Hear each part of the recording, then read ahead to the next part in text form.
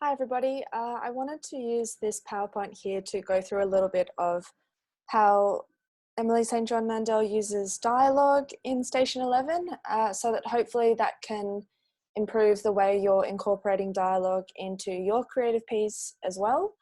And also just to give you a bit of an overview or for us to go through the last bit of part 6 of the novel as well, so that we're all got those parts of the narrative fresh in our head and we've done some thinking about them as well.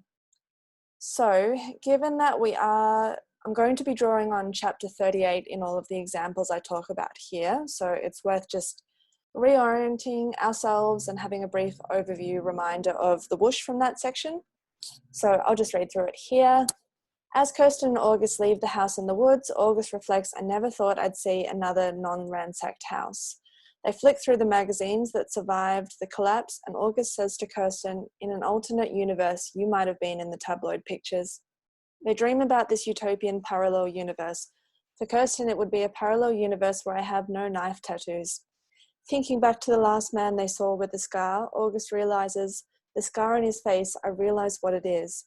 Kirsten remembers the scar the prophet gave the man as, "It looks like a lowercase t with an extra line," and August says, "It's an airplane." So obviously we're at the point in the narrative where they've been separated from the rest of the traveling symphony and they're doing what the plan always is if they get separated, which is trying to make their way to the agreed upon destination, which is obviously the Seven City Airport. And in the meantime, they've come across this abandoned house. All right, so it's worth, I guess, starting with just a little mini grammar exercise. There's not a huge amount of marks for grammar in your creative piece, but it does contribute, and so it's worth having this in mind for your grammar when you're writing your dialogue so that you are doing it correctly. It might just make that extra difference between your piece being ranked above somebody else's. So, for example, when we see a piece of dialogue like this, "A non-ransacked house," August said once they'd resumed walking. "The suitcase wheels were stiff," and then it goes on a little bit. He says, "I'd never thought I'd see another one. It was incredible. I almost wanted to lock the door behind us."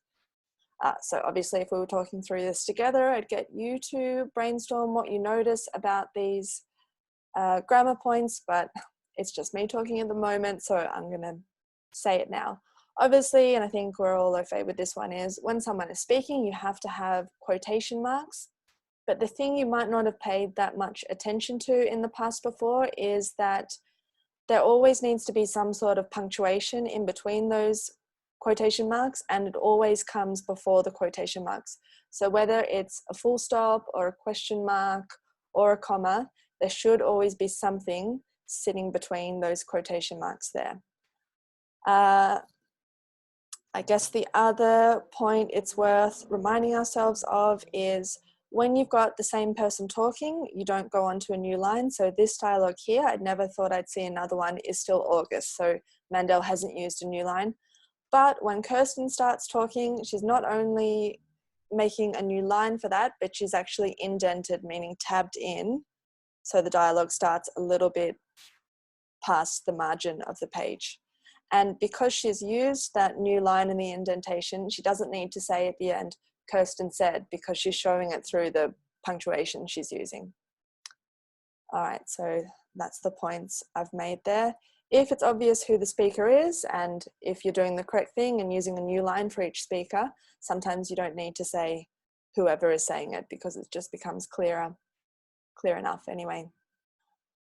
Okay, so before we get into some of the concrete examples, we need to think about why an author would be using dialogue in the first place. And the key point to keep in mind that it always needs to be purposeful, meaning it always needs to have some sort of purpose. None of your dialogue in your creative piece and none of the dialogue in Mandel's piece is just there for the hell of it.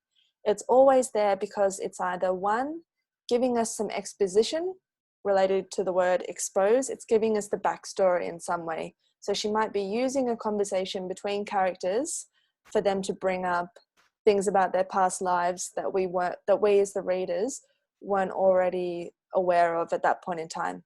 And a good example of that, and I'm going to do myself a disservice now because I can't remember the name of this girl, but there's a conversation between Kirsten and one of the younger members of the Travelling Symphony about this younger girl not remembering what air conditioning is, and Kirsten having to explain to her this concept of this strange thing that she can hardly sort of grasp or provide an image for in her mind of what might have this concept been of having the technology to be able to cool down a room with the flick of a switch if you wanted to.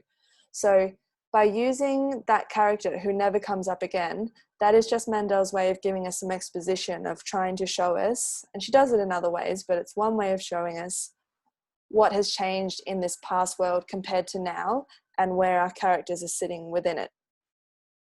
All right, one of the more obvious ones is that obviously when you have characters in dialogue with each other, that not only reveals what their relationship is like, but it might also be showing how their relationship is progressing. Are they becoming closer or are they becoming more estranged? It also reveals individual characterization, and by that I mostly mean it gives us an insight into how certain characters speak. Are they more formal? Are they more casual? Have they got certain speech patterns or markers that identify them as being female or educated or whatever the case might be? It also gives us an insight into where that character's head is at that particular time, what emotions they're going through. And also it might be narrative-driven dialogue that's just there to show us as another way, rather than the narration having to show us that something's happening. For example, the prophet saying, "Drop your guns." That is an example of narrative advancing, dialogue rather, advancing the narrative. So it's worth going back to your creative piece or having this in mind when you're working it and thinking, is all the dialogue that I'm using in my piece doing at least one of these four things? Because if it isn't, you might want to consider cutting it because it's probably not adding anything to your story. There might be exceptions there, but I'm not thinking of any at the moment. Okay, so I'm now going to go through all of the different ways that Mandel might be using dialogue at different points in the novel. And one of those ways, and I'm just going chronologically here from page 200 in the novel, is that dialogue is being introduced as a split dialogue, split thought dialogue. So what I mean by that is, August is speaking in one sentence here. He says, "In an alternate universe, you might have been in the tabloid pictures. Isn't this one of your actors' wives?" But Mandel has split that dialogue and put "August said" in the middle of that thought. I guess, one, because it's more interesting to start with the dialogue sometimes. So she started with the most interesting point, given us a brief interjection of who's saying it, just so the reader doesn't get confused, and then carries it on. And obviously, because that's all just one sentence, it's being split by commas there. The more basic form is just the dialogue followed in one sentence, followed by a full stop. "I think I was there," Kirsten said, full stop, and then we get another line of her dialogue. "I might have been in that building at that moment." This is relating to, I think they find an old news clipping, a paparazzo clipping of Arthur on the night of his last performance, which Kirsten was obviously there for. So similar to the first one, introducing the speaker and then carrying on with anything else that speaker might say.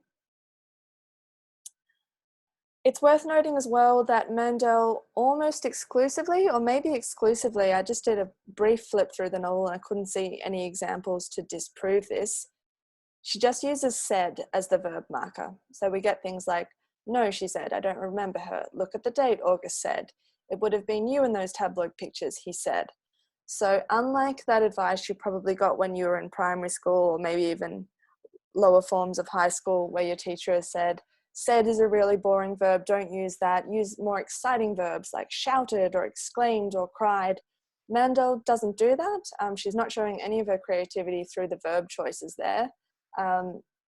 Because I think the reality probably is normally when people use these sort of verb choices, it's a little bit clunky, it's a little bit overdone, and Mandel is all about subtlety. So if you want to show that your character is crying or shouting, do it through your word choices or do it through the descriptions that follow it, not through your choice of verb of who's speaking.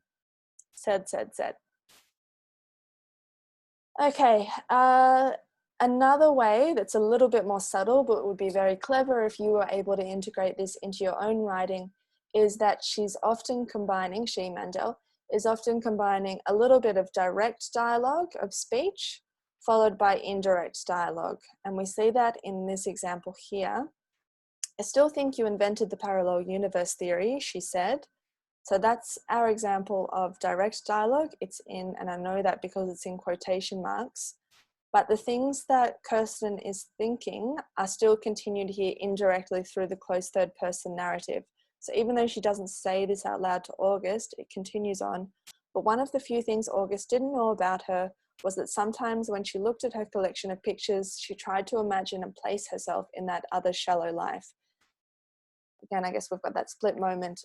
If I briefly zoom out and talk about themes for a little second, of Kirsten thinking, you know, if this Georgia flu hadn't hit, maybe she would have become a famous actress. She might have been destined to live a similarly shallow life to Arthur, whereas here she is in this real world now. Less creature comforts, sure, but maybe she feels more authentic. Anyway, I digress. The reason you might do this as an author is either one, because you still want to give insights for how that character's feeling, but that character might have, in, as appears to be the case in this example, not wanting to say that out loud, or it could just be that the other character already knows the things that that person is thinking and they don't want to repeat it, but you still want the reader to be aware that this is what's in their head. Moving on, it's an option as well to forego dialogue altogether and just show what's in a character's thoughts through close third person narration. And that's what we're seeing here. No dialogue, but we're still getting insights into Kirsten's inner thinking. Her hand drifted up to the scar on her cheekbone. If there were better universes, then there were probably much worse ones. Universes where she remembered her first year on the road, for instance, or where she remembered what had caused the scar on her face, or where she'd lost more than 2 teeth. So, like I said, that's more subtle. Those thoughts are being communicated implicitly. They're not using direct quotation marks, but we are still in Kirsten's head at that point. So that's another option that's worth considering as well. Try doing that in your creative, and if you do, note that you're doing that in your justification as well. There's obviously moments where we get quite a bit of extended back and forth dialogue, and I think I've seen some of you have been doing this in your creative pieces as well. It is an option. When we're doing that, obviously it would get a bit clunky if you just kept using she said, he said, she said. So unless you need it for clarity, you notice that Mandel is admitting most of those she said, he said, and we're just following based on the line breaks.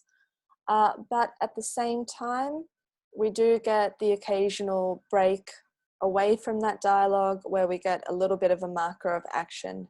For example, they're having this conversation here about this possible alternate universe, parallel universe, where their lives would have continued in another way, and they're speculating on what that parallel universe might have looked like, what would have been the benefits of it. And we get this little break here towards the end where Mandel jumps out of that dialogue for just a second and notes they were quiet looking up at the leaves. So I guess the reason that you might choose to do that as a writer is if you just want to bring your reader back to the setting for a moment, or just reinforce, because again, she's not saying how they're saying this dialogue through that verb. So she's just got this brief moment of action here to let us know what sort of tone is being established. It's a quiet, meditative, tone. She's saying that explicitly, but she's also showing it through this reference to both of them looking up at the leaves. So just through that short little marker there, we get this image of our heads of them lying down on the grass, maybe their arms under their heads, just staring up at the leaves, and beyond that, the sky. So that's all that's needed to paint that picture. And the more subtle you can be in your writing, the better that's going to be as well. And then sometimes as well, we get a combination of dialogue with action narrative points as well that can sort of help to pick up the pace. So this is the moment, for example, at the end of that chapter where they're speculating on that man they met on the road who they weren't sure if he was a bit dangerous or not, who eventually ended up telling them that he'd heard about the Seven City Airport as well and the Museum of Civilization, and that he'd ran away from St. Deborah by the Water when the Prophet got there because he was so dangerous. But this man did have this scar on his face. And this is August and Kirsten realizing for the first time that that scar on the face that Kirsten is noting looks like a lowercase t. August remembers what airplanes were. And so it's him who makes the connection that that scar that the Prophet is making, which actually is making me think about scalping and what the Nazis were doing in the Second World War. Or was it the Nazi hunters? Marking all Nazis with the swastika on their forehead once they found them.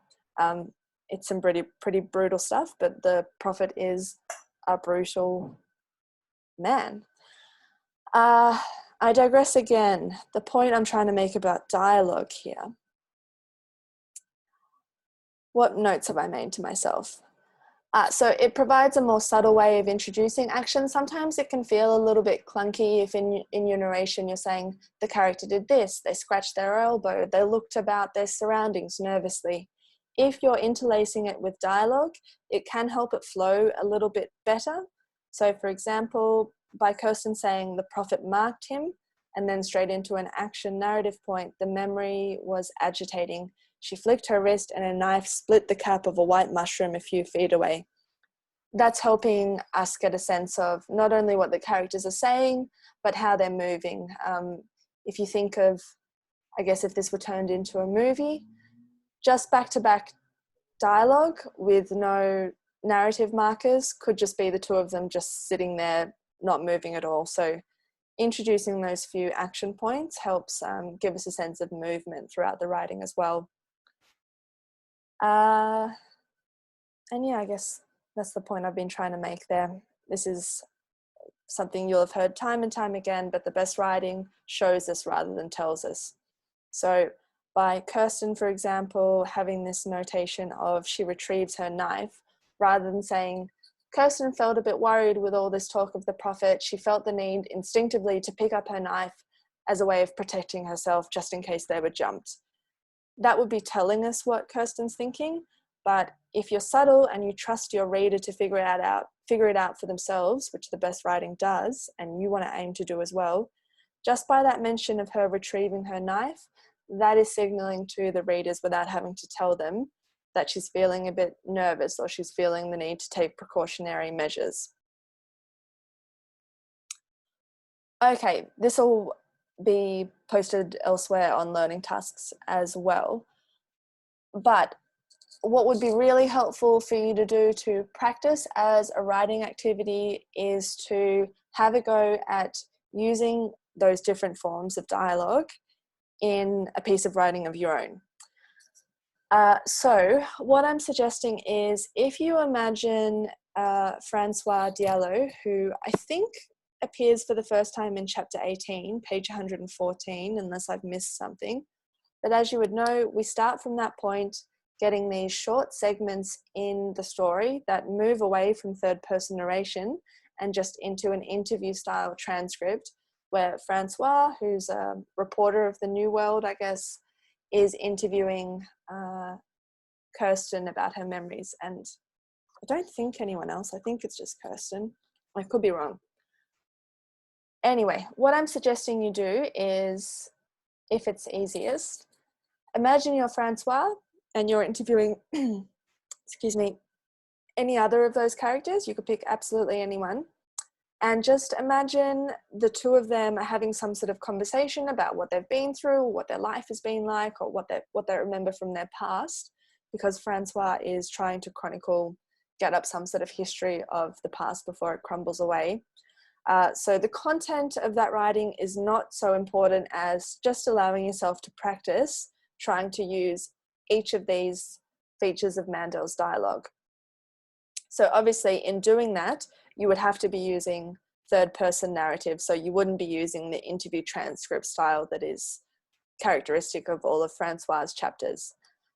So if you wanted, another option, I guess, is you could actually take the interview transcript that's already there between this chapter, Francois and Kirsten, and you could just take some of that dialogue but rework it into third person using some of these features. Totally up to you, as I said, but the main point is, can you practice using all of these features? All right, hope that was helpful. Thank you for listening.